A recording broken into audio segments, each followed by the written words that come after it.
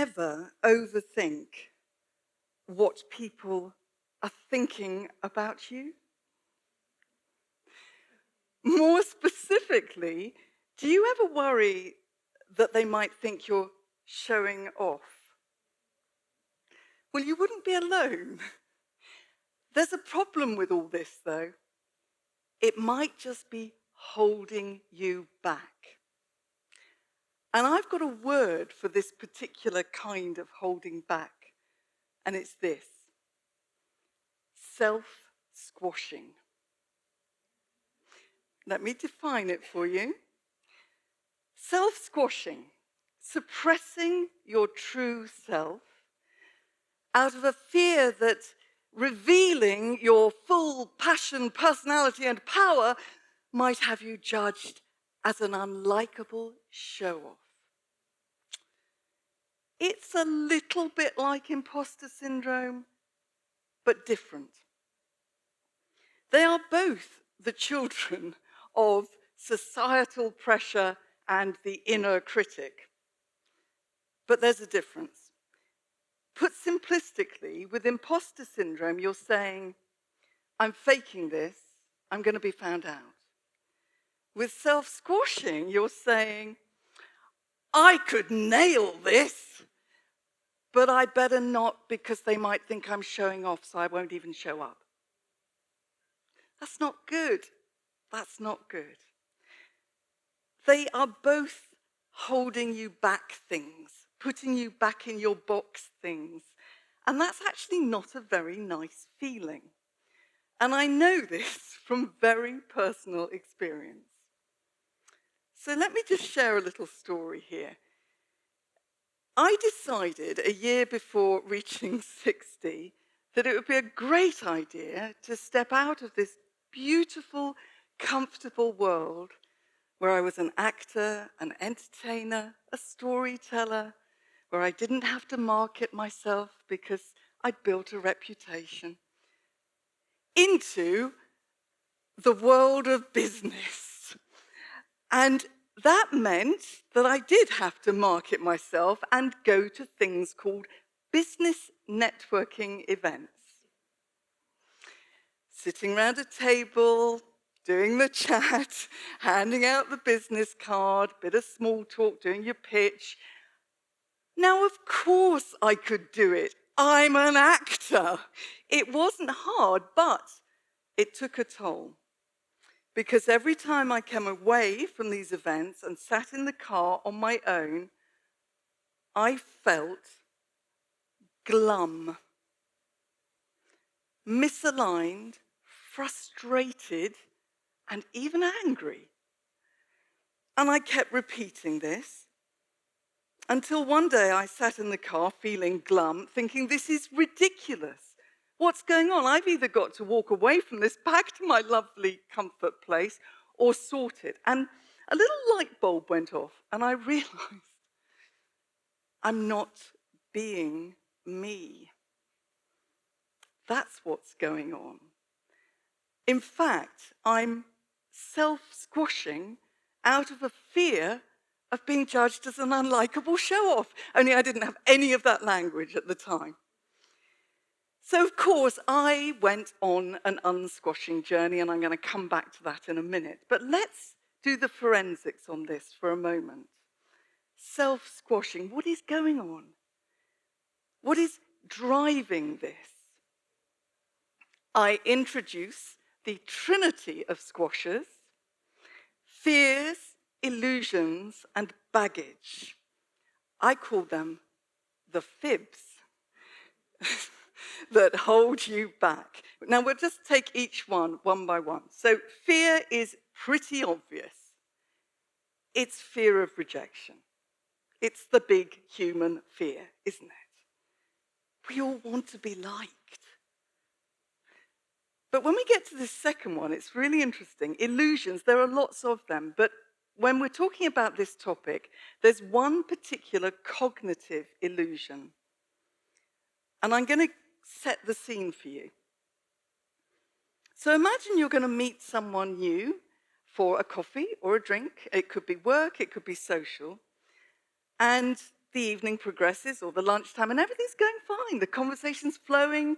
You seem to be getting on. And you come away from that event thinking, yeah, I really liked them, but I don't think they liked me very much. And wouldn't it be strange if you actually got to see that person again and they said they thought exactly the same in reverse? Ah! This is an actual thing, and it points to the fact that we are our own harshest critic when it comes to judging how much we are liked. We always veer towards the negative. And what is wonderful here is that there's an actual piece of research that points to this. It's by Erica Boothby and colleagues, and they identified what they called the liking gap. Just that, the liking gap. And they did their research on 4 to 11-year-olds, and they spotted that age 5 was when it started to kick in, self-consciousness. And of course, come the teens, it was going crazy. And I believe that it very much goes on into adulthood, and we need to spot it and sort it because it holds us back and it stops us showing up to share our achievements, our insights, and our questions, and that's not a good thing. But what about baggage? Oh, come on, we've all got baggage. But there's one particular set of baggage that applies to this self-squashing, and it's a childhood thing. Cast your mind back to your childhood. Do you remember any phrases a bit like this? Nobody likes a show-off. It's not polite to boast. Put your hand down, give someone else a chance. Yeah, they're kind of harmless because they're probably meant to protect us from becoming really obnoxious. But there is a little problem here. What if the echo of those phrases lives on into adulthood and we flip it and deliver those messages to ourselves? So we're saying things like, I don't want them to think that I'm showing off. I don't want to look like I'm boasting. I don't want to come across as one of those know-it-alls. And so you don't show up to share. So you don't share your insights, your questions, and your achievements. But you know, there's something else. There's the fibs, yes, but I'm afraid I'm going to add something else into the mix. It kind of goes back to that first one, fear of rejection. And we now add in the fact that we are so good at making assumptions. And this is where I introduce you to the self-squashing prophecy. Very simple. That person is showing off. I don't like them. I don't want people not to like me. I won't even show up. You've missed a really vital part of this out, and that is that you were never going to be one of those show-offs. How do we fall into these traps so easily? We do. We're human. So all of this is going on. We need to stop it. How? Let's get real. Yes, step 1 is a reality check. Now, I keep mentioning the word show-off. What do I mean? Can you imagine being in a meeting with somebody who simply likes the sound of their own voice? And they really don't care about the purpose of that meeting or the needs of anyone else in that meeting. They just want to show off. Or, and this comes from my background, the bad actor who wants to upstage all the other actors and walk forward almost taking a bow saying, yes, I am the star of this show. No sense of the purity of the scene or the positive experience of that audience. They just want to show off.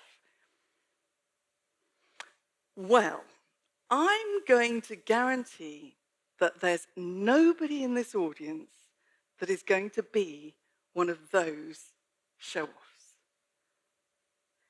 So that's a reality check that really messes with this self-squashing prophecy. It simply won't work if you insert that bit of reality in. Brilliant.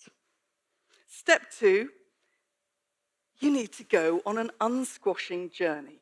Now, for some of us, we are a little bit squashed every now and then. Others, we're very squashed in certain situations. But the thing is, we all need to regularly do a bit of an audit on our squashed levels, a bit like having your car serviced. And I did this unsquashing journey, so I'm going to take you back to the world of business networking, but it's a happy story. Having had this light bulb moment, I decided I would explore other groups. And I found groups that were more aligned with me.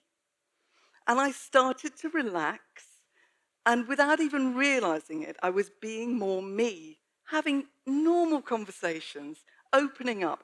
And then I got an opportunity to quite literally show up to share, to stand on the stage at one of these events and deliver a talk. And I thought, I'm not doing this as a watered down version of me. And I'm not doing it as an actor version of me. I'm just going to do it as me. But of course, I also thought of what the audience would be interested in, what would resonate with them, what would trigger conversations, what would be of value. So in other words, I knew that I was showing up to share, not showing up to show off. And the other little check I did was, I'm not a mind reader. Why would I assume that they're not going to like me? I haven't even given them a chance.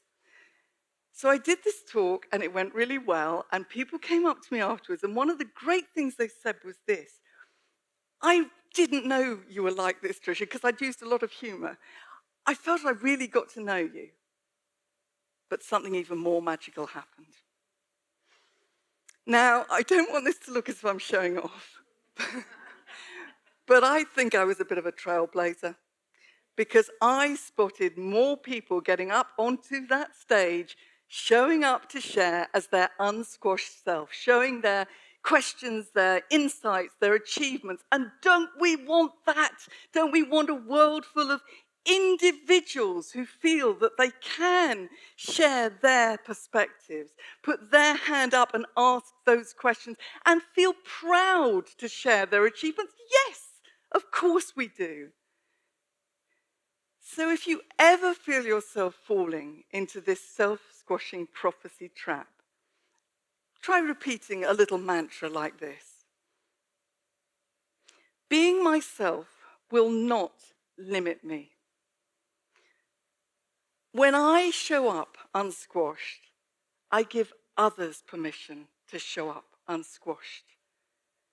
And I am not showing up to show off. I'm showing up to share.